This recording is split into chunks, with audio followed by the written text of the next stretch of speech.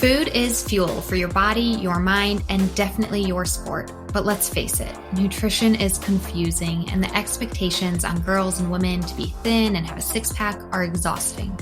If you've ever been frustrated with your body, confused about nutrition, obsessed with eating healthy, or guilty when you don't, underate, overate, or overtrained, and overwhelmed with all the pressure, then this podcast is for you.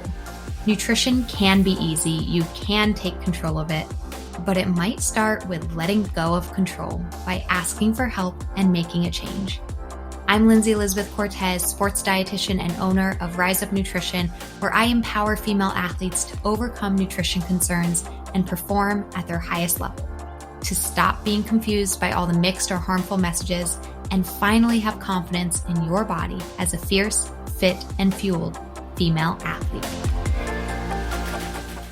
This podcast is brought to you by our wonderful partners, Prevenix, Inside Tracker, Orgain, Practice Better, and Jen and Carrie. Stay tuned to hear more about these amazing companies that I am partnered with, and check out our show notes for discounts and deals. But for now, let's get right to the conversation. Hello, fans and listeners. Lindsey Elizabeth Cortez, owner of Rise Up Nutrition, sports dietitian, and your host of the podcast. I'm back again with my what do I want to call you? I always call you my partner in crime. We can do that. Yeah. It's such a terrible phrase. I don't think we're committing crime here. I'm here with Jenna. No. Okay. This is a great intro to our podcast today. I'm here with Jenna Stranzl. She is a sports dietitian, my lead nutrition success coach here at Rise Up Nutrition. And she has been a reoccurring guest on this podcast. And we did an episode last week that we kind of dove into Red S, what it is, symptoms of it, who's affected by it, how it's different than underfueling or not, if disordered eating and eating disorders are part of that or not. I would strongly encourage you to go back to that episode and listen to that one. It was episode 110. Please go back and listen to that. And as Jenna and I were discussing that, we also shared our personal stories and journeys of did we resonate with any of that, with Red S, with eating disorders, disordered eating, underfueling? And we kind of went through our timeline of that. We thought it was really important at the end of that conversation that we do a follow-up, that we do a part 2, which is how we live our lives now. Mm-hmm. Because at this point in time, we do not resonate with eating disorder. We do not resonate with disordered eating. We do not resonate with underfueling. We do not resonate with having Red S. And we want to be super clear about that because this is the space we work in. Like, we help other clients overcome this. I can tell you with 100% certainty, there is 0% of my actions, behaviors, thought processes that still struggles with these things. It's part of my past. It's part of my story. It's part of, what's made me a dietitian in this field. And I think what helps me resonate and understand my clients and what they're going through. I have, in some way, shape, or form walked in their shoes a little bit before, but I'm walking in completely different shoes now. Or if I want to continue the sports theme, I'm running in completely different shoes now, and it feels good, right? And Jenna and I want to share that with you. That the power of being a fiercely fueled female athlete, right, Jenna? Yep. So that's what we're going to kind of dig into today. Sound good? Yeah. Sounds great. Yeah. Okay. So I think to kind of start this conversation, I'm actually going to hand it over to Jenna first to kind of have her continue her story. She shared in last week's episode that when she did have an eating disorder during college, got treatment for it, but then throughout her recovery, there were still periods of Red S, although we didn't have that term or diagnosis at that time. But in hindsight, she was still struggling. And then she also shared, that she was pretty intensively running and racing marathons at that time. And it was important for her to actually say goodbye to the marathon. And then that's where kind of more of her maybe healing journey began. So she's going to kind of pick up there of maybe starting, Jenna, with just a recap as to why at that point in time you did say goodbye to the marathon. Yeah. So when I was kind of riding high and coasting on my recovery and doing all the things that my sports dietitian had helped me with and sticking to a rest day and committing to good sleep, good running habits, good hydration, I was probably between anywhere from 8 to 13 miles a day very easily. And in some ways, in some cases, like 90 plus miles in a week. And I was feeling great. And that's when I started to, a little bit after that, cut those corners. And then I kept feeling shame because I was like, why can't I? My body was doing this at one point. Why can't I? When you go through Red S, there's a lot of guilt and shame of, but I used to be able to do this. But I used to be able to do this. Why is my body suddenly like not working? And so it was hard for me because you're right. We didn't have this terminology. I was studying dietetics. This was like my senior year. And I almost felt like ashamed that I was not the runner I was when I was recovered and high mileage. I'm now running less mileage. I'm more sore. I feel like my weight has shifted and I'm a dietitian and I should know what I'm doing. And there was like, I felt like there was no box for me to like be in, meaning if I go to a dietitian, wait, I'm studying to be a dietitian. Should I go see a dietitian? Then like, how can they really help me? Because they're not going to say I have an eating disorder. I look healthy. I look fine. And I'm exercising kind of fine. It was just a really complicated and shameful position I was in. Right. And I felt like at some point I have to just find some kind of balance and figure out where did I go wrong? I think I knew where I went wrong. Like, should I probably just be going back to having salads at lunch? No. Should have that have been my pre-workout? No. But it was really taking a good look at, okay, what are you doing that is not serving you good? And then shifting the way in which I was using movement, which meant I think it's a time for me to stop running and pick up other things that may make me feel good because this was not providing any joy whatsoever anymore. And I was just doing it because that was me. That's my identity. I run and I eat healthy. And so I ended up just going to the gym every day and going on the arc trainer, which is like that kind of elliptical thing, and doing cycling classes. And then I had a personal trainer with one of my friends and we would work out with him 3 days out of the week. And I started just kind of seeing a shift in what my body could do. And I was becoming a little stronger. I was using muscles I didn't use before. And I could push myself in different ways, which I think gave me motivation in a different light. That also, like, I'm not a one-trick pony. I could also do other things. And it also, in some way, when I did strength training, like I even knew on the rest day, my muscles were recovering. I think that just change in like kind of ripping off the Band-Aid of you're not going to run anymore. Okay. I'm not going to run anymore, and doing something different and pushing myself in a different way and going back to the practices that my dietitian had taught me to do. That's when I did that consistently for about 1 year. And then I started kind of missing doing little runs here and there. And so as my warm up before my lifting sessions and my cool downs after, I would run like a mile. And then like at the end, I'd run a mile. And then I was like, okay, this is starting to feel good again. My body is starting to respond to it. And that's when I slowly started stepping away from working out like indoors all the time. And then I finally got back outside. And then it started like things just started clicking. And I would say that that breakup was really healthy for me because now I went through trying something different, eating differently again, reminding myself of this is why you did this in the first place. And my body just started responding because I gave it consistency. It trusted me again. And now I learned my lesson. And I will never do that ever again.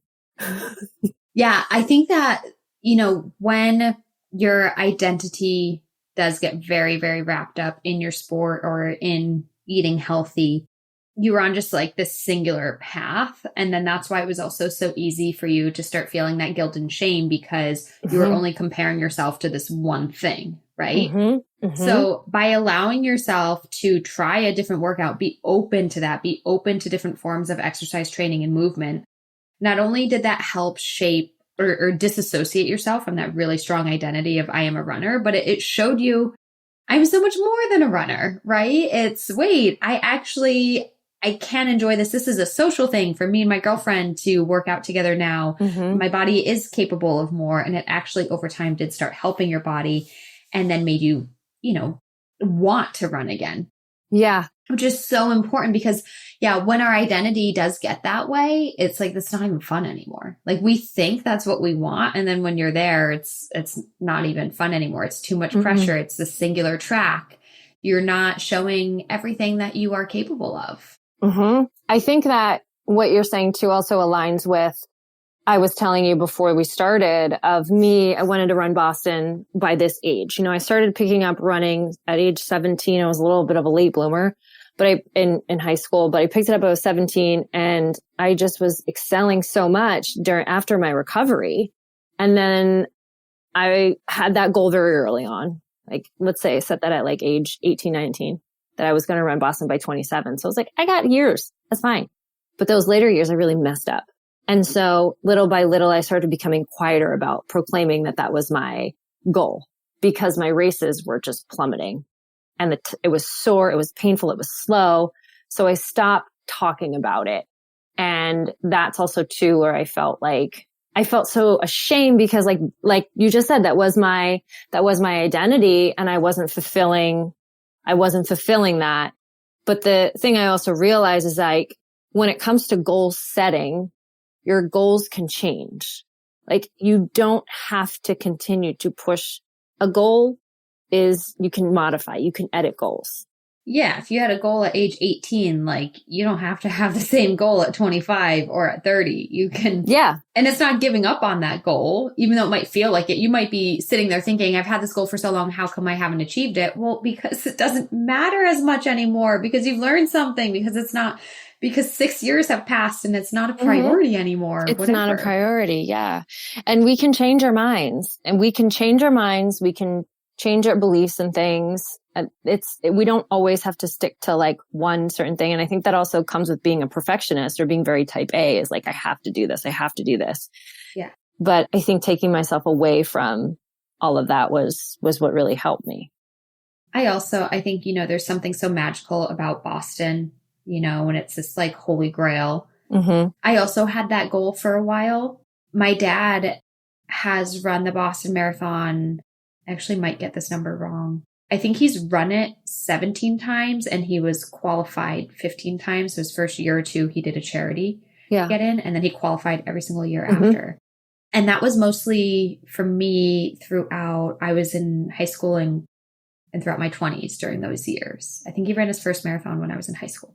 Mm-hmm. And anyways, I ran my first marathon at age 24 and I went into it with the mindset of, I'm just running a marathon. By the way, my dad ran it with me. He flew down. Yeah, we didn't train together, but he flew down to run it with me. So it was really this awesome, this amazing memory that I have. I'm going to get teared up about it. So I ran my first marathon with my dad. He paced me. It was so funny because throughout my training, I was just like, the goal was just finish the marathon. And I only did like 3 months of training.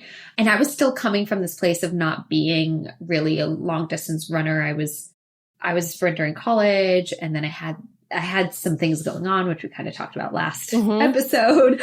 Okay. So long story short, suddenly like a week before the marathon, I called up my dad and I was like, Dad, like, I think I can qualify for Boston. He was like, are you sure? Like, what have your workouts been like? And I'm like, honestly, Dad, like, I know I haven't been trying for it, but like my workouts, my times, like, I really think I can. Yeah. So he was like, okay. He said, well, we'll try and we'll see how it goes. But like pacing wise, he was like, I'll try to get you there. So it was kind of this weird, we didn't go into the race saying I need to qualify, but we kind of did, my dad knew how to pace me for that. And anyways, I was 2 minutes shy.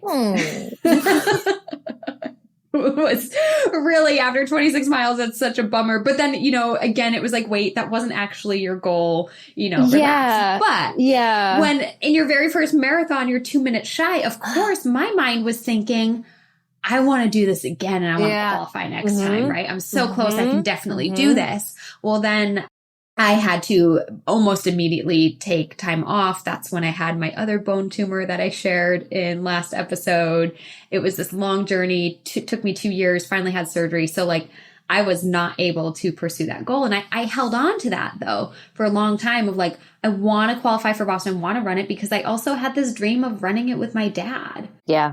Well, we can fast forward to now. Lots of things in my life have happened. Lots of things in his life has happened, including the fact that he's 62 years old and he had knee surgery and he's still running, but he's done with the marathon now. And I'm like, oh man, like that goal, I'm not as hung up on doing Boston anymore as I was then, because like for me, it was like this thing that I wanted to do with my dad. And now it's just kind of like, well, the time has passed.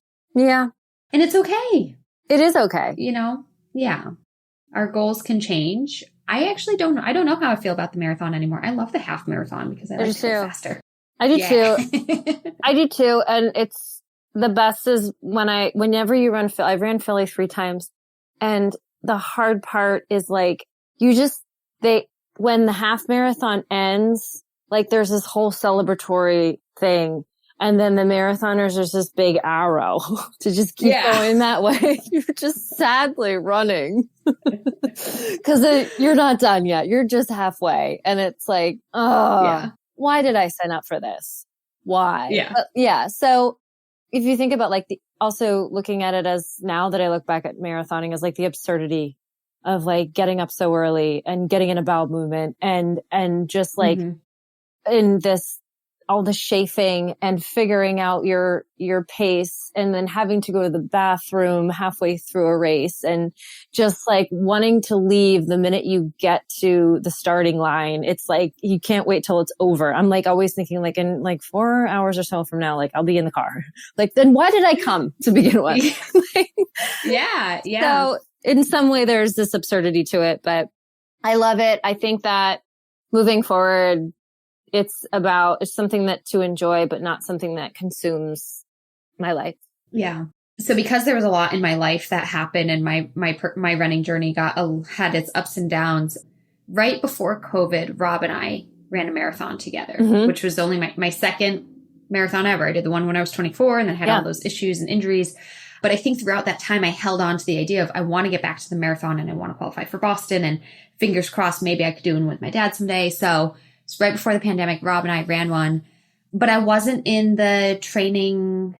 Actually, I wasn't good. I actually was in great shape. Never mind. It just wasn't my day. Like it was not a good race. Okay. So, but actually, no, I'm thinking back. No, I wasn't great training shape. My training runs were better than the race day. It was just one of those races that it didn't work out. And that happens in the marathon. Like you can have great training and then you can just have a bad race. Absolutely. But anyways, one of the things was that when the half marathon people finished and we had the big arrow and we went the other way, I actually started crying, which really screwed up my run and my breathing. It does. It was not good. Maybe that's when things went downhill for me in that race. But I started crying because I got so emotional thinking about everything that I've been through and thinking about this. Like I had held on to this goal of getting back to the marathon for so long. And I cried because it was like at that point in time, at running just, 13 and a half miles, I kind of like let it go. I was kind of like, okay, I did it. I'm here. I'm running another marathon. And I don't know why I was just so emotional. And what's funny is then once that marathon was done, not only because COVID hit and and then like in the last few years I've been pregnant and things like that, but like, it's not as important to me anymore. Yeah. It was almost like this closing of a chapter in some ways. Yeah. So goals can change. Both you and I think, had that goal of a BQ, and maybe it'll happen for us. I'm not saying it won't happen. It could. I might get into it later. But like, great other priorities now. Runs end, running doesn't. So like, who knows? Yeah. And you have since then, when you stepped away, you have done other marathons, but with this new like, I'm not so hung up on this being my identity or being my ultimate goal anymore, and I'm not going to push my body and be crazy about it anymore. I threw away like the notion of sticking to training plans because I also realized that there's other people or there's other things that have to take priority. You can, when you're kind of in college and you're not as, how should I say this? You start to learn that your work schedule, family commitments, social commitments, and things like that can start to take a little bit more priority. Mm-hmm. And then I had to learn that I couldn't stick to a training plan to the T. And then I also was like, well, I don't know how to like do it halfway. I know how to like change it up when it was asking me to do like, intervals for X amount of time on a Tuesday when like I couldn't fit it in. So it was like, I don't know how to adapt. So then I was just like, let's just, you've been doing this a really long time. You're going to do it on your own. And so I threw out plans and I just figured out that, okay, I know that Saturdays are when I'm going to do my long runs and I'm going to try my best to keep up my endurance during the week. And that made it a lot easier to just kind of, it was a DIY marathon plan. Mm-hmm. As a dietitian, I know how to fuel and I know how to hydrate. And so it was just kind of letting that be just a part of my day than being like the most important part of my day. Mm-hmm. Mm-hmm.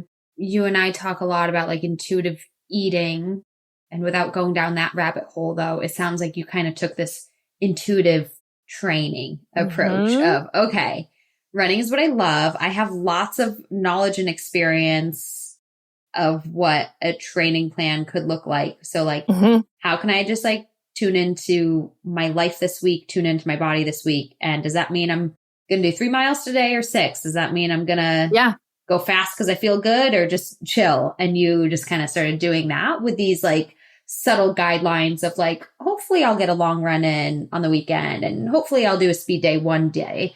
So it's a lot more intuitive, which I can resonate with on the nutrition side too, of like intuitive eating doesn't mean you have no guidelines at all with eating. It's like, no, I do want to, create a balanced plate, but it can be of any foods that I want in that moment. And I do want to follow somewhat of a structure that helps me manage my hunger and fullness cues, but I can figure out the exact portion at that time. It doesn't have to be pre-contemplated X grams of carbs, fats, and proteins. It's very like intuitive training is what you learned over time. Exactly. And I think further it was like, okay, on leading up to a marathon was, first of all, my motto was just show up and see what happens. Every week, just show up and see what happens.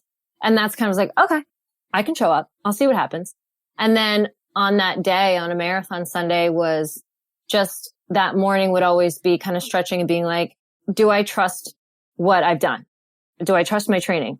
Yes. As long as I knew that I got in a run that was 24 miles before that, then I knew that I was good to go. And so, yeah, you had the confidence you would finish, and that was enough. The confidence I would finish, and like, did I eat the right thing? Yeah. Did I sleep well? Yeah. Did I pick out the right outfit? Yes. And so it's just like, okay, then like, let's just again, show up and see what happens. And it was fine.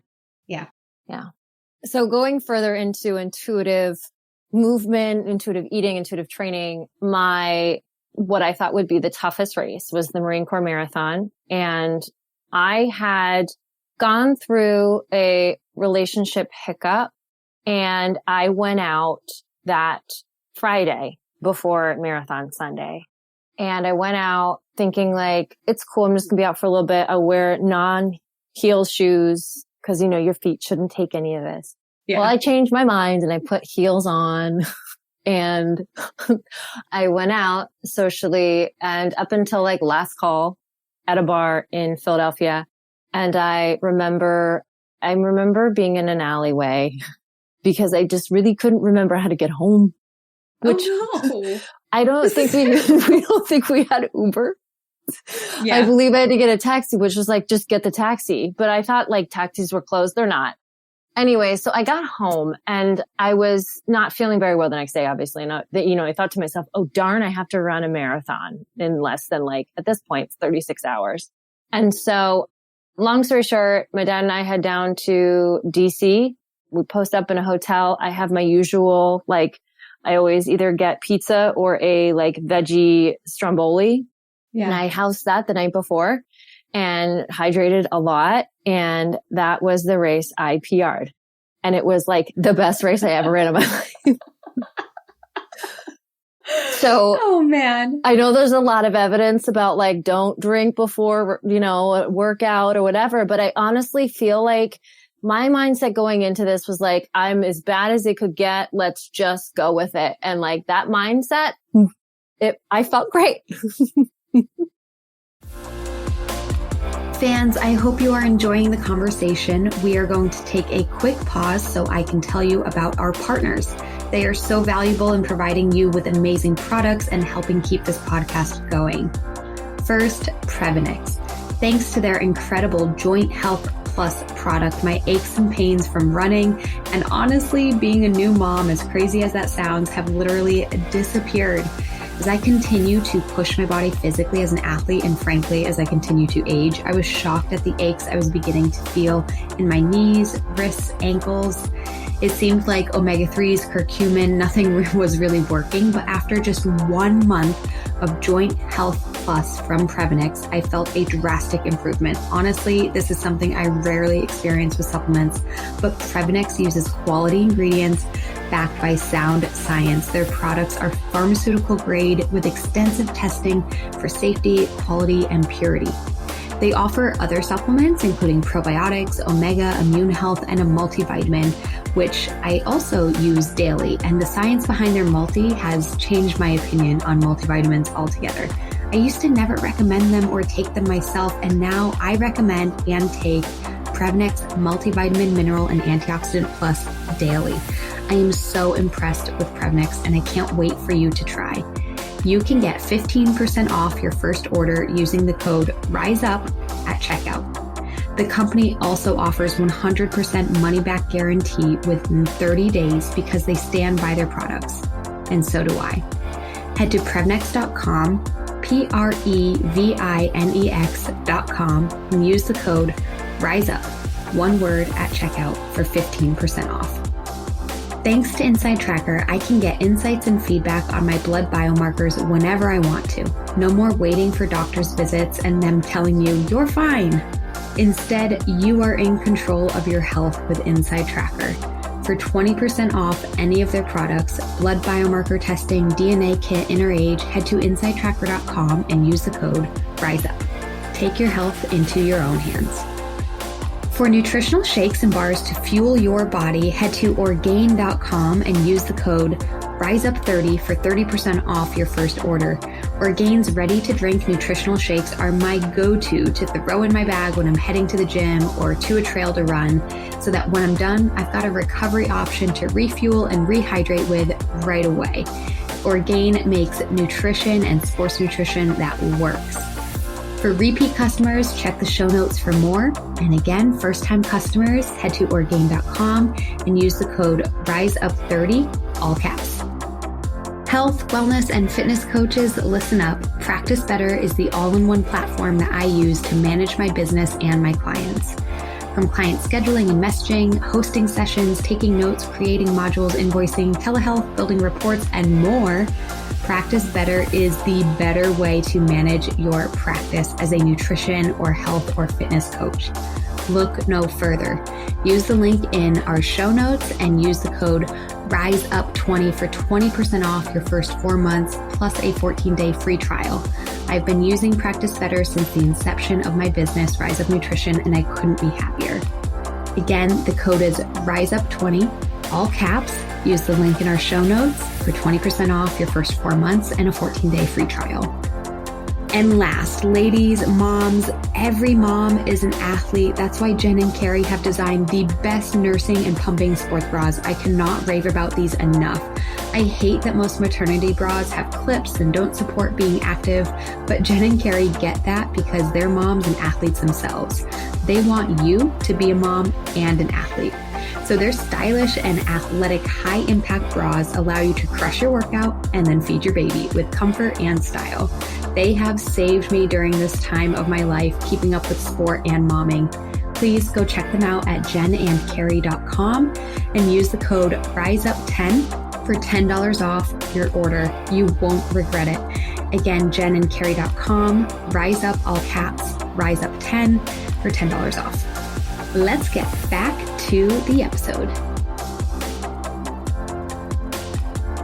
Well, and two, we're not necessarily like encouraging that, but what we're encouraging is like live your life kind of. And, had you had a different mindset of I'm all about the marathon, this is what defines me, like you wouldn't have gone out with friends and had a good time Friday night, and you would have been so strict and hard on yourself, and maybe that would have brought you down. But it was like, by you just kind of very going with the flow, doing what makes you happy in the moment, training intuitively, going out on a Friday night, eating your food, having some drinks with friends, like, and then you just ran great because I ran great. I don't know. I knew whatever I was doing before wasn't working for me. So like, why not? Yeah. There you go. And so you PR'd. Amazing. And I PR'd. It was great. So it was, but it was tough because my dad's like, are you okay? I'm like, yeah, I'm fine. And just because he just thought I was like so tired the day before. But I was like, I can't tell my dad this. Like, he'd be like, what are we doing here? So. Yeah, he might have not driven you down for the race. Now they know. We just put it out there for everybody. But I think this speaks to, again, the journey of how do you live your life now? What does fueling fiercely look like now? When you don't have an issue, what does it look like? It means Jenna is still an avid runner. Mm-hmm. Jenna still does half marathons, and it is an important part of her life, but it's not everything in her life. Mm-mm. You're very flexible with your training. You're really tuning into your body. You're not following strict training plans. You're using your knowledge of training and nutrition to keep you, mostly in check to where you're not doing something that will like hurt your body. Mm-hmm. But otherwise you're very relaxed about it. And that is in fact what helped you PR at the Marine Corps Marathon, what's helped you enjoy running to keep doing it for years and years, really a lifetime now. Yeah.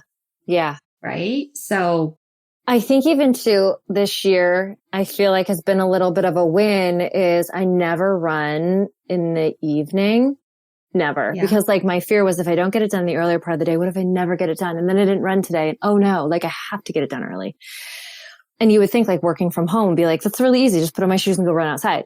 And like, it's not like I have to shower before my next session. Like, and the people don't smell each other through laptops yet. But there's something in the sense of like, I have other priorities that happened before this, but before that just wasn't a thing. And now it's like, okay, it is dark. It is, so I have lights, little headlight thingies that I run with, or if it's in the summer and it's nicer out, like I don't mind running in the evening. It's whatever needs to get done first. This can come second. But it also, I'll say this. I never knew what it felt like. And this sounds really weird to say. I feel more confident in my workload because I shifted what the priorities were. Yeah. Does that make sense? Like, you put in a good day at work versus like, all I thought about was my workout. Other things can come second. Mm-hmm. Well, yeah. And I think this is huge when I talk to clients in the beginning of them being a client or somebody who wants to become a client. Like one of the things that they say is like, food and training is like occupying all my brain space. And it's like, okay, so how does that affect you in your job? How does that affect you in your career? How does that affect you with friends? And they're like, yeah, I'm not doing good at school, or I'm falling behind, or I don't have many friends, or, my relationships are failing. My relationship with my husband is kind of not really good right now, or really disconnected. It's like, yeah, you're not prioritizing things correctly, honestly. And so you making that shift of like, let me prioritize my work day. Now I actually have more confidence in my work and what I do. And I'm allowed to run at night or just run tomorrow if that better suits me, like whatever it might be. That pressure you were putting on yourself of following the training plan perfectly or running every morning at X time was overwhelming. And I think like when you put in good intentions elsewhere and people see that you do a good job, I don't know how this sounds, but like, I realize that I don't have to just get compliments for how I eat and how I run, but I can get compliments for how I help people. Yeah. And that was like, oh, that's cool. It's really nice. It's actually very fulfilling.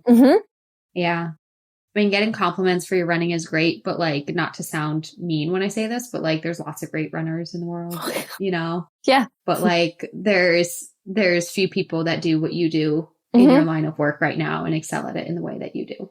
Thanks, Lindsey. So I think that's pretty cool. So I think, thank you for sharing all that, Jenna. I think that for you, and I think too, I know we didn't talk about the food too much, but it was kind of like that went with it. For you, I almost think that more freedom and not being so strict with running is what also complemented the freedom with food for you. And it just went hand in hand. And these things happen, right? When you can be more free in one area of your life, it'll kind of trickle down into other areas as well. Yeah. And so, and I think for me too, we'll kind of shift into a little bit of my story. You know, in the last episode 110, I did share that I probably did, this was post-college time, probably was in the category of red S, didn't have the terminology at that time, but it was, I did a figure show and then I went right into marathon training. And then I started having digestive issues. And I think that I was in that category of chronic underfueling and red S for at least a year, if not longer. And that was after a couple of years of some other disordered eating behaviors too. And then I had an injury. My ankle was so screwed up, and it was at a time in my life where I had insurance issues. So it took me forever to figure it out. But I did have to stop. I did have to stop running. I couldn't walk without pain. So it was, no doctor told me to stop running. I couldn't run. I was in so much pain. So even walking hurt. So that was really hard. I couldn't even, in place of running, I couldn't even go out for a walk instead. Yeah. Because it was my ankle, lifting was difficult too. I could do upper body lifting, but like squats, lower body things, I couldn't do because the ankle bends. So I got into yoga, and I had gotten into yoga years before for anxiety, for psychological reasons. I got into yoga in college, but this was post-college in my mid-20s. I got into yoga because it was really the only thing that I could do to move my body. And even still, because of this ankle injury, I couldn't really do everything as far as positions go, movement goes, but it was like just something to do with my life. It was like, all right, I can't go to running club. I guess I'll go to the yoga studio. You know, I can't go out on a walk, but I can drive myself to a park and do some breathing and meditation and stretching outside. And that's what I started to do. So I got really into yoga, more so than in my past. And with yoga, as we're talking about like the trickle down effect, like mindfulness is a part of yoga, you know, being very present, being in tune with your body, breathing. And I had dabbled with mindfulness before. Once again, in college, when I struggled with anxiety, I dabbled with mindfulness. I took free mental health services at the University of Massachusetts. This was way back when, but like I took a course in meditation. I read a book on mindfulness. So I had dabbled with it, but during my mid-20s, during this time of injury, I got more into yoga, more into mindfulness. And that trickled down into that acceptance, I think, of acceptance of movement over training, acceptance of my body, because this was during a time, if I went from being red S and underfueled and exercising a ton to suddenly not training, my body did change. At least to me, it did. And so, but with this mindfulness and yoga, there was a lot of acceptance and body acceptance. And then there was that mindful eating kind of started too. Again, I had learned and dabbled with mindful eating before, but I think this was the first time in my life that I like really embraced it. And I bring this up too, because although I was sharing in my journey of maybe having red S or underfueling or overtraining, things like that, I've also actually always been somebody who loves food. I love food. I love the taste of it. I love desserts. I love sweets. So even while underfueling, this is where my struggle was. I could never not eat. I could never starve myself. And this is where my struggle was, my mental guilt. Like I struggled more with the fact that, oh no, I ate what I perceived to be too much at a meal, or I did eat the sweets and the donuts, and now I should do better tomorrow. And now I should, those were the feelings I struggled with, and did eat past fullness many, many times. That made me feel guilty, which led to the cycle of all that. So anyways, during this time of yoga and mindfulness and then mindful eating, it also helped me with those time periods of I guess overfueling or binging or eating past fullness or my relationship with sweets, like the mindfulness really helped with that as well. And I'm sharing that because I don't want people listening to last week's episode and this week to think that we're two dietitians that just come from this like underfueling background. I really, for me, there was my underfueling, my chronic underfueling was, I had periods of that. Yeah. But I think historically, like I've struggled more, at least mentally too, with like the overeating sometimes. And finding mindful eating, not finding it, but like really engaging it, like really having that be part, like a mindfulness lifestyle really helped me find balance, which then trickled into intuitive eating. Because again, I think right now the term intuitive eating is more well known, but I would say back then it still wasn't, at least not for me. Like I didn't know that intuitive eating was like a book back then. Like there's a book about it. It's a 10-step process, right? Yep. There are intuitive eating counselors. There are intuitive eating registered dietitians that like, this is a thing. And I really didn't know that at this point in my journey or my career. But through mindfulness, I kind of found intuitive eating because it's kind of a nice segue, or it's part of that. I would say mindfulness is part of it. Of if you're mindful of your meal and you're being in tune with your body, then you're most likely being intuitive with what is your body desiring, craving, how hungry, how full, how satisfied are you? Yeah. Are you enjoying this? Are you not? If you're not enjoying it, you can stop. If you are enjoying it, it's acceptable to eat some more of it, right? So that's how I found intuitive eating, was through my journey with mindfulness. I think I can relate to that in some way and I think we have girls within our programming that I had to correct the notion of eating less in the front of the day. And then I would just overeat, quote unquote, overeat. I was just getting all my nourishment at the end of the day and then having to retrain what that feels like. And then every day was a gamble because like, what if it's a hard thing to understand your hunger, fullness, and intuitive eating cues when you've been doing the same cycle for a long period of time. Yeah. And that's why for me, it was like this lifestyle of mindfulness that is what could break a cycle, because it wasn't just with eating. I wasn't applying it just to eating. I was applying it to everything in my life, Yeah.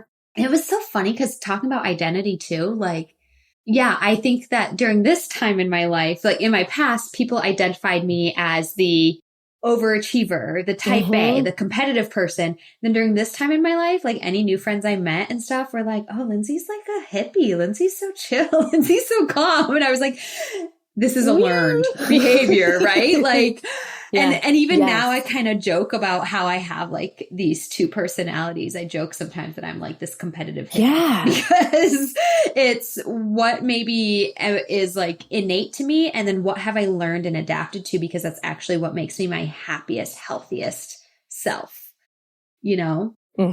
So I think I had a few years of this. Yeah.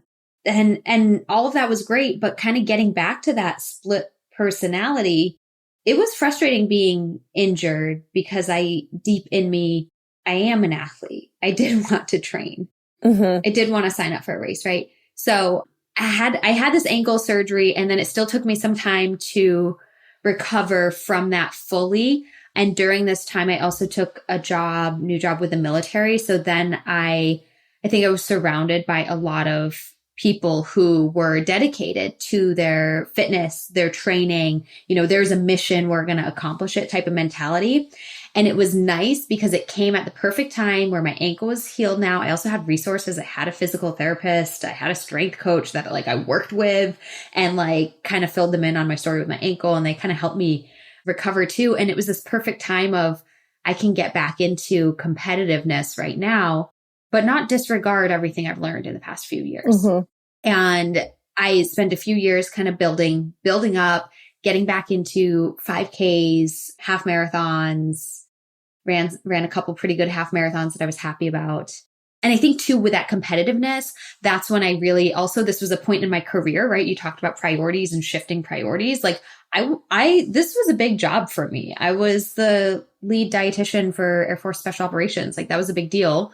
And I also had, commanders and colonels and, you know, chiefs that like, I was in my late 20s. Like I had to like, I don't know. I needed to do a good job, you know? So I put my job first, which has its pros and cons, and the running second, kind of like you did too. Right. And I think that was really good, for me, that my segue getting back into competitive was still like, wait, my job at this point in my life is more important, and do a good job there. So I had that flexibility as well. That was really, really important. So I had the flexibility, had the mindfulness, had the intuitiveness with eating, but started to embrace getting back into racing and training. Oh my gosh, I did so much because I had a strength coach that I worked side by side with. I got really strong throughout these years too. So this was another balance of, yes, I'm racing, but I was also surrounded by men who lifted very heavy weights all the time. So I got into lifting, and I honestly, like right now I'm a little bit sad because I'm very weak right now muscularly. And I think I'm like, oh my God, I used to like bench press and squat so much more. I was so impressed with myself. And I'm really at this point in time really far away from that. But that was nice. Again, going back to your story, Jenna, of how you got into strength training, it helped you see everything you're capable of. You know, I think really me too. Like I love that. Now at this point in my life, it's like, I can be a sprinter. I can be a distance runner. I can be a yogi. I can, you know, hit it in the weight room and keep up with these men. Like I was empowered, you know, with what my body could do. So that felt really good. And then I do want to say, as far as running goes, when I moved to Texas and was with my now husband, Rob, we got into trail running, which was yet again a new thing. I had been a runner, but not a trail runner. Yes. I had thought I had exposure to trail running, but like I was living in Florida and those trails are really, there's not really trail running. So moving to Texas, which I didn't think Texas had trail running either, but it does. So I'm in San Antonio, and there's hill country, and there's a Bandera, and like we have amazing trails, not mountains, but trails and hills. And we got into that. So here yet again, a new event, like a new thing that my body's capable of doing. And Rob and I did 2 half marathons together, which this was the beginning of his running journey. So there was a little bit of me kind of putting our running relationship a priority as opposed to my running, right? But getting back into the swing of the sports nutrition, you know, the using the electrolytes and the gels and the pre-race meal, and introducing and teaching him all of that stuff. And then we signed up for this 20-mile trail race called the Austin Rattler. And I had never done a trail race that long before.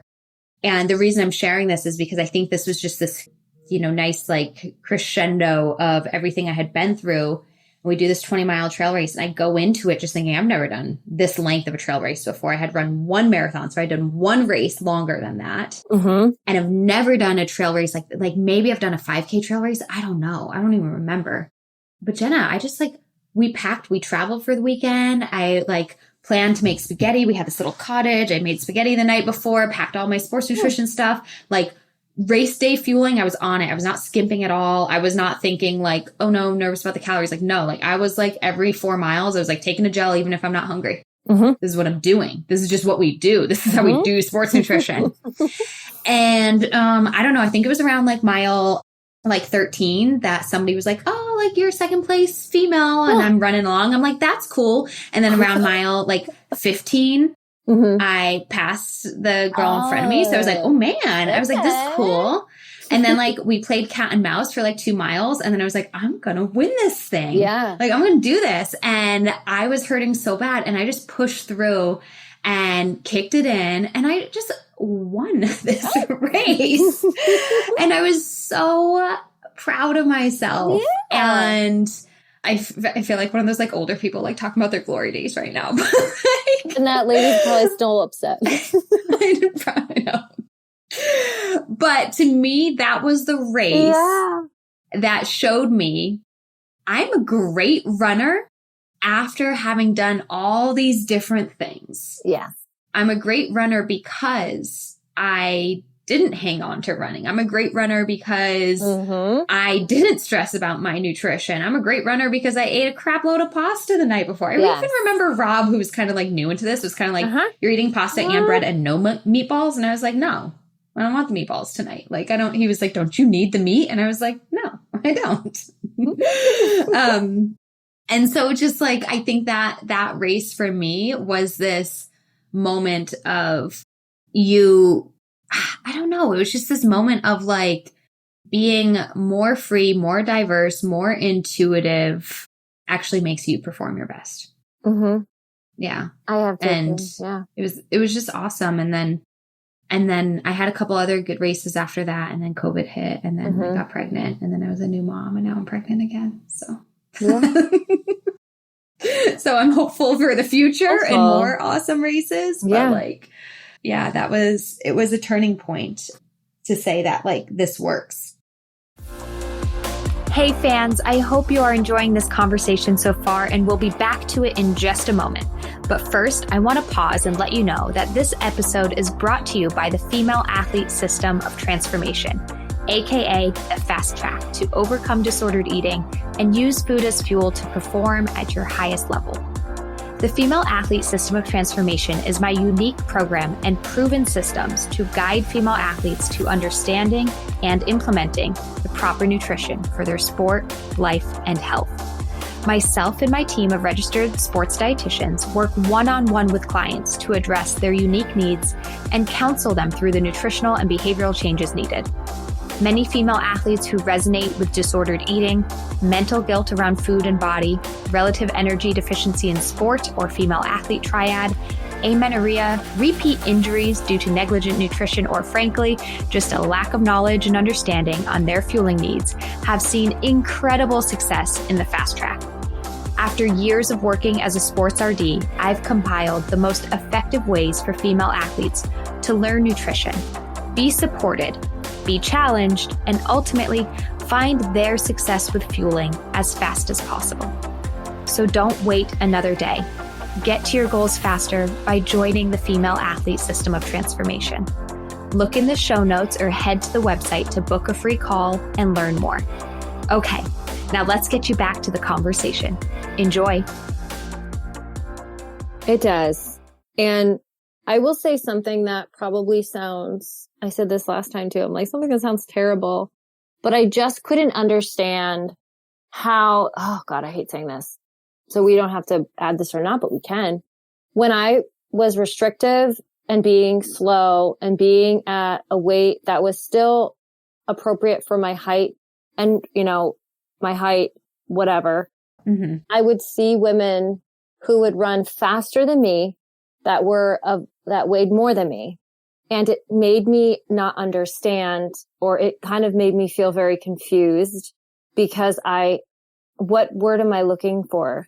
I almost like had this complex that I felt like being smaller would make me faster. But the reality was I was overtraining, underfueled. That's not how it works. Yeah. And people at any size can be a great athlete and could run a marathon and can qualify for Boston. You don't have to be this thin individual to make it work. Mm-hmm. Yeah, we're going to keep that in. Okay. Okay. Because I think, again, your honesty about your thoughts in the past are important because other people might be feeling that way right now, of that frustration of, wait, I'm thinner than her. I look more fit than her. How come she's beating me? Because it's not what it's about. Exactly. Yeah. It's not about looking the part. It's about being the part. And I think too, going back to this race, the Austin Rattler that I did, it was the same thing of I was intimidated. I showed up and it's like people in the trail running community, like they're in the trail, they know what they're doing in the trail running community. I had never done a race like that before, And so it was this, like, I had this, little level of like intimidation of like, I'm new to this. Maybe I don't look the part, other people had more specific trail gear and stuff like that. People were like camping out. I was like, I don't know how to do that. Like, I don't look the part of a trail runner right now, but it's not about looking the part. It's about being the part. Yeah. I bet you it's about doing it. If I didn't focus so much about looking the part, I probably could have qualified for Boston. Yeah. And again, right now we don't have to be sad about that because it's not even a goal of yours anymore. But if it ever were to be a goal, then you could probably do that moving forward if you wanted to. I think my goal would be just to go. I want to go and just cheer people on. I don't have to run it. Oh, it's amazing. I love it. For my dad, I was a spectator always. And it's an amazing race. I mean, there's a lot of good marathons to be a spectator of, but Boston's one of them. That has to be a good one. Yeah. Yeah. New York is great too. Yeah. Boston for sure. So I want to shift gears a little bit too, and continue this conversation, because it was interesting as we're talking about this, you and I actually focused more on the training piece, but I think it's really because it's like the nutrition really just like, that's what enhanced the training, right? It's, if you get your nutrition right, you can perform at your highest level, and getting your nutrition right doesn't mean losing weight or being strict. It meant kind of being free a little bit more with it. Yes. And so it was kind of actually nice to focus on the training. I liked that about this conversation. Yeah. But I want to shift and kind of answer the question. This was a question we had posed in part 1, is like, what does fueling fiercely look like for us right now? And neither you or I have ever done one of those social media posts. What a dietitian eats in a day. What a sports dietitian eats in a day. I'm not going to do that. I'm not going to. So instead I'm going to do a podcast episode about it. No, just kidding. My reasons for not doing that is it's a trap for like comparison, right? Trap, yeah. Or it's like gives you that one day snapshot, and it's like, well, you didn't see what I ate yesterday or right before that, or like, or maybe that's what I caught on camera, but what I didn't catch on camera was like the 2 Lindor truffles that I just snuck in right before we started recording this podcast episode, because, right? And that's a true story.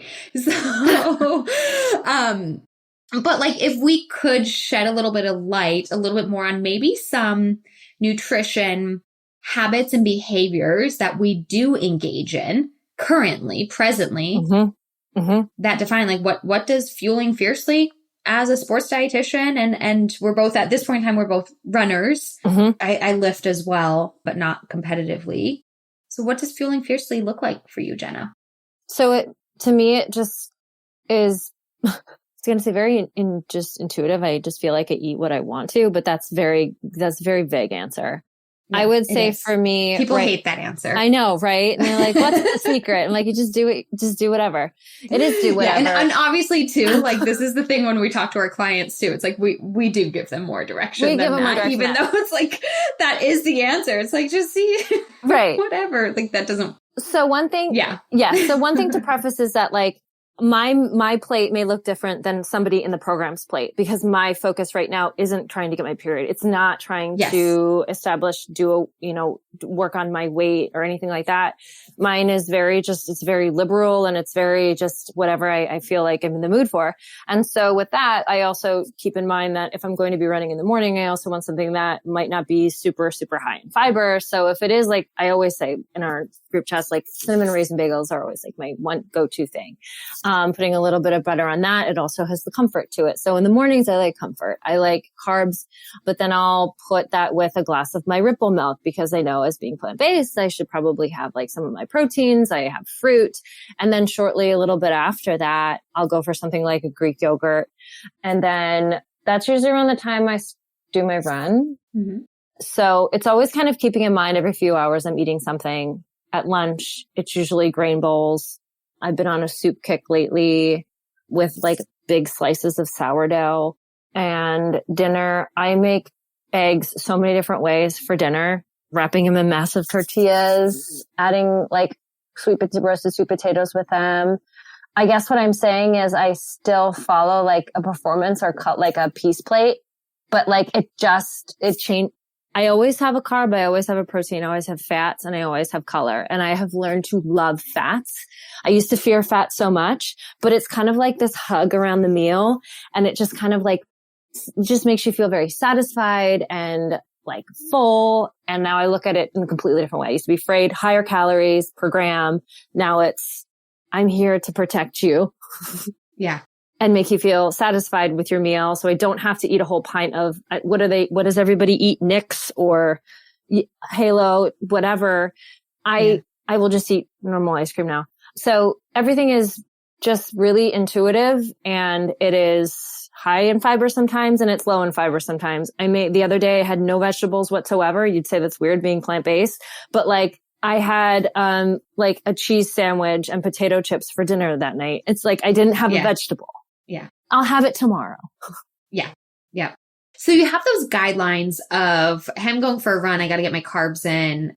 Hey, I'm plant-based. So let me focus on these protein sources. And most meals I try to embody, including one of every food group: carb, protein, fruit, vegetable, and fat. But also there's some meals where it's not going to happen like that. It's not what I have. It's not what I'm craving. And that's okay. So you're flexible with that. Flexible with that. I also think I also really prioritize sodium intake because I have high sweat output. Oh, yeah. And I think I told you this the other day. I put this in a note to you the other day. It was my first time in years that I felt like a bottomless pit. And I never felt like that before. Where my mom made this big thing of Stouffer's mac and cheese. And I used to have it growing up. And I started Stouffer's mac and cheese. I haven't had that in so long. Oh my gosh. I just was like, she's like, what do you want now that you're home for the holidays? I'm like, that's what I want. She's like, okay. So she makes it, and I have my little side salad before I start. That's what we always do as a family. And then I had cut my little sourdough bread, and then I had my mac and cheese. And as I'm eating this mac and cheese, I'm like, I'm just like, I don't know why my stomach just started saying like more. Like, you could just feel it feeling very hungry. But you know what? It didn't freak me out. I was just like, cool. All right, I guess we're doing this. So like, I just had more and more. And afterwards, my mom's like, do you want to taste test these like different type of candy apples I bought? I was like, I'm going to be full. No, don't put them back in the fridge. And then I was like, I think I want them. I was literally a garbage disposal, but I was like, here we go. We're going to do it. And then we just had a moment where we ate a lot. And then I woke up the next day. I was like, okay, I had a good time. See, and here's the thing about that is it felt fine for you to do that, right? Physically, like the difference, this is huge for people to understand. Like, you ate more in that moment than you normally would have, or you usually do, but you didn't disrespect your body in the process because you weren't, oh my gosh, I'm so full, but I'm going to keep eating, or like I'm feeling sick, or I'm eating this because I'm for emotional, like sadness or stress reasons. Like, it was in that moment. It was like, I'm actually still hungry. I can eat more. This tastes good. And so it was okay for you to do so. Yeah. And that's why there's no guilt around it, is because you were in tune with your body during the process. And it didn't make me run longer the next day. I didn't go out for an extra mile or 2 miles. It was just like, And I had a good time. And sometimes it's shocking. Like you said, it was like, oh my gosh, I was a bottomless pit. Cause sometimes it is shocking. Cause it's like, why? Right. And this is the thing. Yeah. Clients are always trying to figure out why did I eat more last night? Why? It's like, because your body isn't this perfect machine. It's not. That eats the exact same number of calories at every meal or every day. Like, we don't have a reason why. And I know that's unsettling for people, but the reason is because your body is a very complex, metabolic, living, breathing thing that you are not in full control of. And so sometimes some meals you're going to be hungrier, and some meals you're going to be less hungry. Yeah. Yeah. People then, here's a trap people fall into. They have an eating experience like yours, and they say, okay, I allowed myself to eat more because I was hungry in that moment. Therefore, I shouldn't be as hungry in my next meal. That's not always true. But it might come back around later on. Could be 2 days from now. Could be 2 weeks from now. Yeah. You know, I don't know. But it's, if you're truly paying attention that to each moment, each meal, there will be some days and some meals where you eat more, and some days and some meals where you eat less. But it doesn't have to be an even exchange. It's not a tit for tat situation. Nope. And that's why I think like that didn't push me to run differently the next day. It actually, for the amount of mileage, I think it was just an easy 4 miles. It was actually really good 4 miles. I was like, that's what my plan was. I'm going inside. Yeah. Don't push it anymore. So like, whatever. Yeah.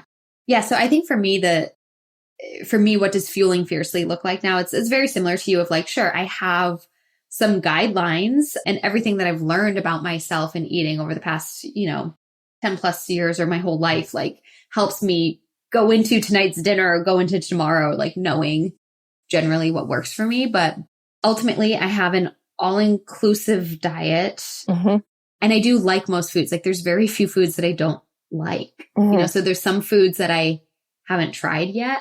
And there's some foods that like aren't my favorite, but like I can't eat all foods, and I can, I don't know if I said that funny. I can eat all foods, and I typically do eat all foods. So yeah, for me, I definitely I think from like a fueling structure standpoint, like I always have breakfast, lunch, and dinner. I I'm a snack eater too. Some days it's 2 snacks. Some days it's 1 snack. Some days my snack actually is really calorically like a 4th meal. Mm-hmm. I love having something after dinner. Yeah, me too. It's really rare for me to only have dinner and then go to sleep. Like I can't go to bed without something. Yeah. And it's twofold. Sometimes it's just a taste thing of I just want something sweet. Mm-hmm. But sometimes it is a true hunger thing. It goes both ways. And obviously both can occur at the same time if I'm doing this for hunger and for taste. Mm-hmm.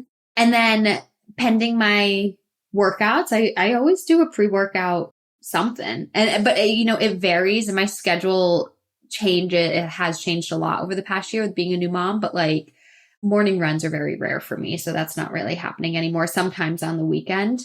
But so if it's the afternoon, I'm doing an afternoon workout, like, well, then my snack is like an ideal pre-workout, like carbohydrate focused thing, you know?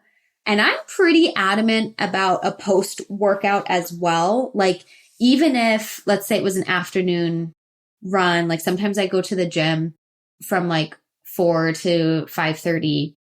We come home, we have dinner at 6, but I will have with me a ready to drink protein shake in the car. And I shouldn't even call it protein shake. It's a nutritional shake. There are carbs in there too. So I have that in the car.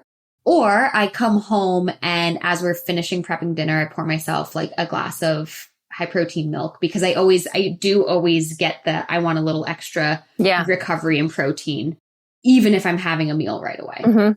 So those are some of like my kind of general like guidelines day to day. And then I think another thing too is like, having a family, there's this level of planning that goes into things.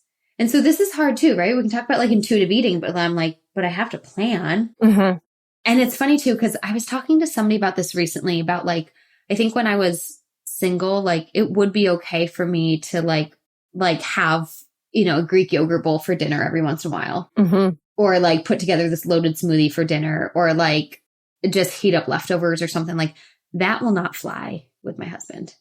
No. No. We're not having smoothies for dinner. No, we can't. No. And I also too am comfortable with, I don't need meat at every meal, but like for dinners, like he kind of like, he struggles to accept that. And I hope this doesn't sound sexist or anything over him being a man, but he's just like, well, are we having chicken? Are we having beef? And I'm like, I don't know, like I could make just a veggie pasta with some chickpeas and call it a day, but he needs the meat in there. So there's this level of like planning. It's fine. When we had the Stofers, my mom made it. Yeah. I'm like, why did you buy that steak? And my mom's like, because that's what Dad's having. And it's like, because he would just be like, what is this? Where's the meat? Yeah. So there's this level of planning. Like I do eat intuitively, but I definitely do plan out dinners for the week. Yeah. Now, by the way, here's a little hack for intuitive eating is like, I don't have 7 meals planned out. Okay. Literally for a whole week, I plan out a max of 4 meals, maximum. Yeah. And maybe that'll change as my family grows, but here's why. We do like to go out to dinner maybe once a week. Maybe what I had planned, I'm not feeling that night and I would rather us, whip up something else with what we have. Maybe we have leftovers that we're going to eat instead. Maybe Rob wants to order a pizza. Okay. Maybe friends invite us out. Oh, okay. Like, so I do not plan to the T. For a week, I plan out 4 meals and then the rest, I'm going to let it happen how it happens. Like, what do we feel like having? Do we feel like going out? Things like that.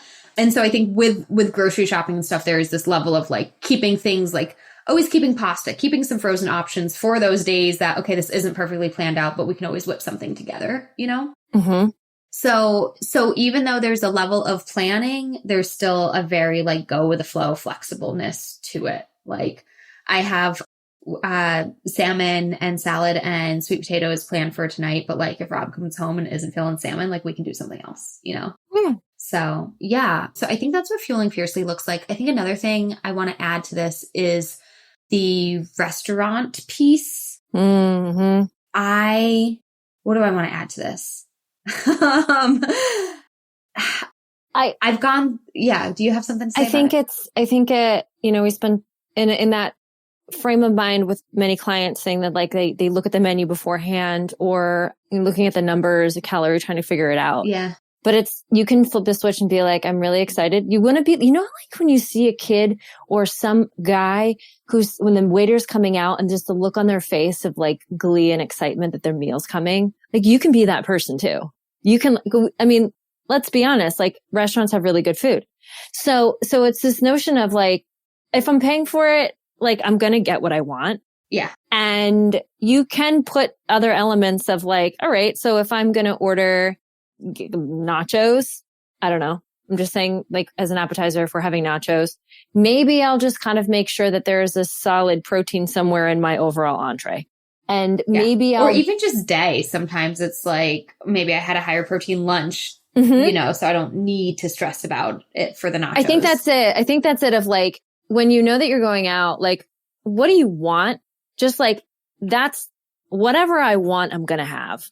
And then the rest of the day, maybe I assess it, or the following day of like, maybe I didn't get enough. I don't even know. It's just. Yeah.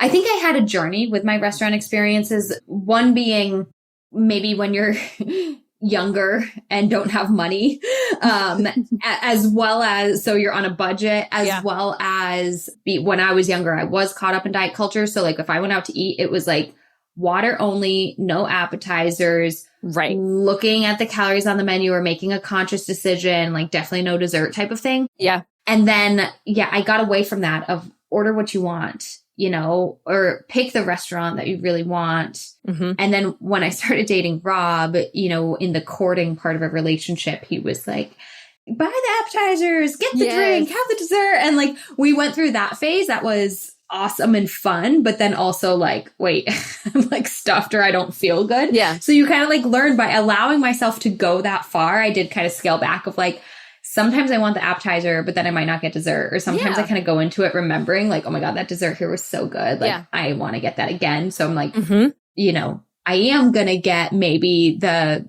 side of veggies because I am going to get that dessert. Like you kind of like, but it's not like this. How do I want to explain it? It's truly because that's what I want. It's not because it's what I feel like I have to do.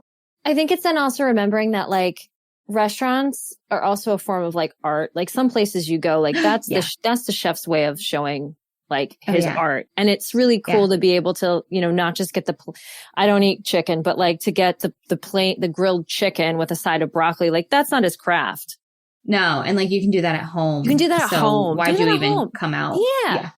Yeah. No, so I wanted to share this about the art of it too. Again, as truly a self-proclaimed like food lover, like I love watching cooking shows. Like I like how they plate it pretty. When I'm at home, like we try to plate our food pretty. Like it's like, it just, cause it makes you excited about the meal and it makes you proud of what you did.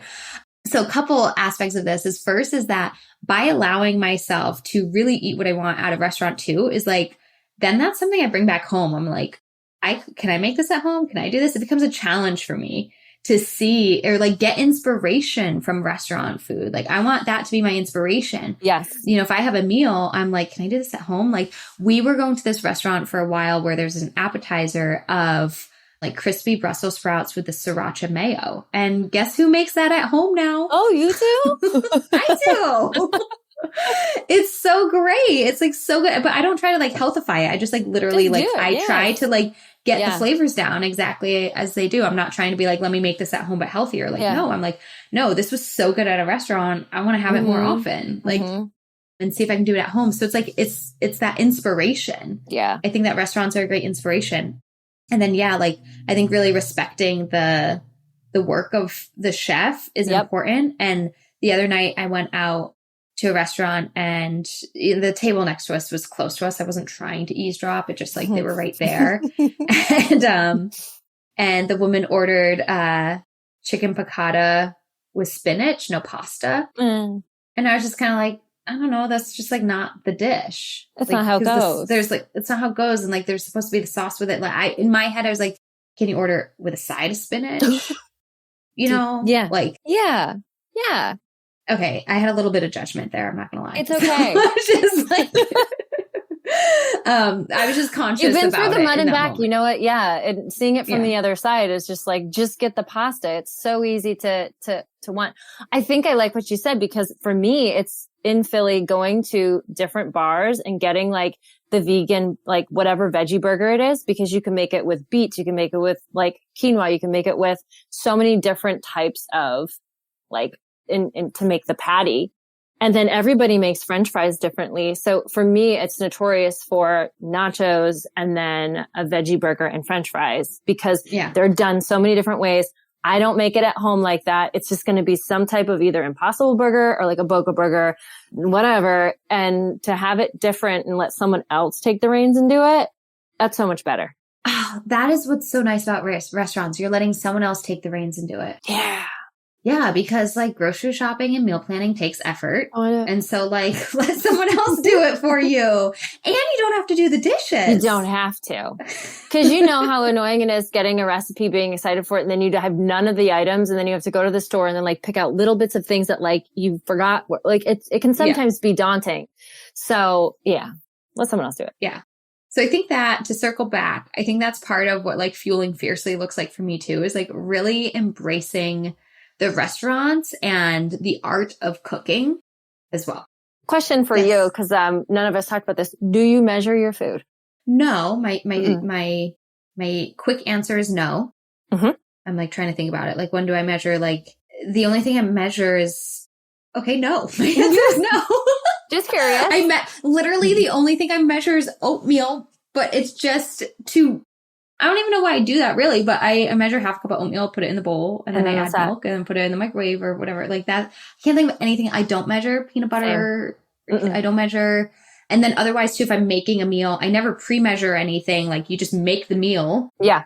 And I don't post-measure anything either. I just put it on my plate. If there's leftovers, great. If there's not, there's not. Mm-hmm.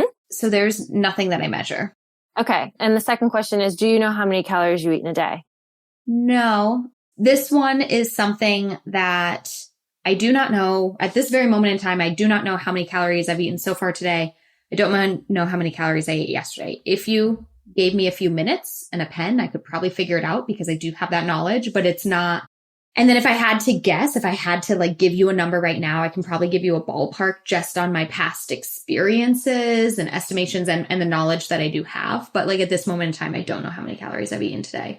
Which I think you just saying that can probably, like, if you could ask like so many women who deal with this, like if you could take that one part away from their brains would be huge. Yeah. And that's actually something we work on with our clients. I talked to somebody about it yesterday during a session yesterday, and starting that process of how do we get away from that. And I want all of you listeners to know it's not a bad thing to be aware of calories. Like, as dietitians, we know calories. It's all in my brain. You ask me what's in an English muffin. I can give you the macro breakdown right now. And for the sake of this podcast, I'm not going to, but like, test me on it. It's fun. This is a game for me. I get excited. Sometimes I have Rob like quiz me on things, because I'm just like, I got this, right? I know, but I'm not thinking about it, and I'm not making my food decisions based on it either. Yep. The only time I read labels is out of curiosity. Mm-hmm. So sometimes I am. So it's out of curiosity, or it might be regarding pre and post workout. Yep. So out of curiosity, like it's a new product. I genuinely don't know, and I genuinely want to learn. Yes. There was something the other day that I was like shocked to see how much protein was in it. And I was like, cool. I'm glad I know that now. I didn't know. What the heck was it? I think it was a whole wheat bagel. Oh, yes. Some of them. Yes. Yeah. Yeah. It was like 8 grams of protein. I was just going to say 8. I was just going to say 8. Yes. Yes. Yeah. Why I looked at that label, I honestly can't tell you. I don't know why, or if it was like an accident, but I was like, I have no clue that I had 8 grams of protein. Cool. Yeah. So anyways, where was I going with this? We talked to our clients about this and working on these. Yes. Yeah. The other time I do look at labels is for pre and post workout sometimes. So let's say again, I'm literally like, I'm about to go for a run, but I'm like, I need something. I'm kind of hungry and I didn't eat anything. Like I might grab a bar and just be like, does this have around like 30 grams of carbs, or like, is it a high, does it like, oh, if this one has 12 grams of fat, let me see if I can grab another one or something. Or like, again, a new product that I want to choose for pre or post workout. And the post workout, what I'm thinking on there too is like, how much protein is in this? Like, can I kind of get up to 20 grams or at least 10 grams of protein and then add something else or something? So those are times I might intentionally look and try to like reach something. Yeah. So I think that awareness of calories, another interesting thing too, because I am going through this motherhood phase and like pregnancy phase, is there's people who will say like, I am hungrier now. I'm noticing that. Okay. I'm in my second trimester. I'm feeling that I'm hungrier. And people will be like, oh yeah, don't you need like an extra 300 calories a day or something? I'm not doing that. I'm not like telling me, because if I don't know how many calories I really technically used to eat, how can I add 300? Right. Like but I am making an intentional effort.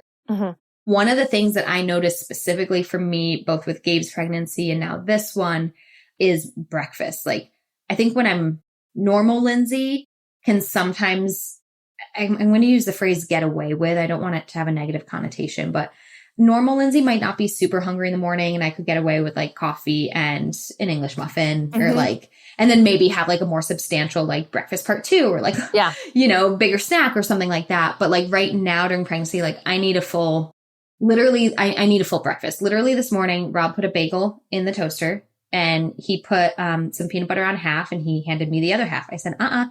I get my own bagel. Right? Like, what is this? And he was like, fine, I'll make another. I was just like, no, like, what are you like this? I'm not even going to start with half a bagel because I just know like I need a full bagel. I need my yogurt. I need the cream cheese. I need the OJ. Like I need it all. So I noticed that through pregnancy, I need a full breakfast. So I'm making that intentional effort, as well as typically like a little bit more of a substantial snack, where maybe normal Lindsey snack is intuitive of like, is it an apple and almonds? Is it some Snap Peak crisps? Like whatever. Now I'm kind of like I need a snack that like fulfills me and sustains me. Yep. It's a little more intentional. Okay. So this is what happens with Jenna and I. We can just talk about food for a really long time. And I feel like I can keep this conversation going because I just love food, but we've been recording for a while. So I hope that this last part of this podcast gave you an idea of what does fueling fiercely look like for us in our day-to-day lives. It's not counting calories or grams. It is having some sort of like guardrails with what we know works for us. It's being very in the moment. It's making sure that we're using like smart sports nutrition with recovery and pre and post. And I didn't really talk about hydration too much, but that's in there too. And not fearing restaurants and like just giving ourselves permission and listening to our body in that process which I know is like, that's the answer everybody hates. Listen to your body. But if you're currently somebody who hates that phrase, it's probably because you don't know how to do it, in which case in working with us, we can kind of guide you through that and teach you that and coach you through that more, because it is something you have to learn. It's not something that comes intuitively. Intuitive eating is actually not something that comes intuitively for most people. No.